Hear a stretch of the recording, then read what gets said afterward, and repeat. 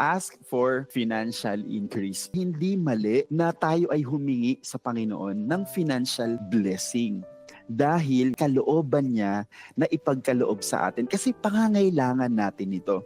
Kalooban ba ng Diyos na pasaganain tayo? Sabi ng Panginoon, posible pa na ang kamelyo ay makapasok sa butas ng karayom kaysa ang mayaman na makapasok sa langit. Guys, yung mayaman doon, hindi ibig sabihin ay maraming pera. Ang ibig sabihin nun ay self-confidence. Hindi ayaw ng Diyos ng mayaman.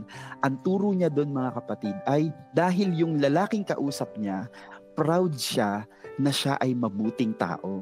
Alam natin guys, hindi ang kabutihan ng tao ang nagiging daan natin sa langit. So, sapagkat nalalaman ninyo ang biyaya ng ating Panginoong Hesukristo na bagaman siya'y mayaman, subalit alang-alang sa inyo ay naging dukha upang sa pamamagitan ng kanyang kadukhaan ay maging mayaman kayo. Yung mayaman dito ay hindi lang sa spiritual, sa material. So sa lahat ng bagay. Ang mayayaman sa sanlibutan ito ay atasan mo na huwag magmataas, ni huwag umasa sa kayamanang hindi tiyak. Hindi sinabi na, sabihan mo yung mayayaman na huwag nang maging mayaman. Hindi. Pero huwag kayong magmataas na parang umaasa na kayo dyan sa kayamanan.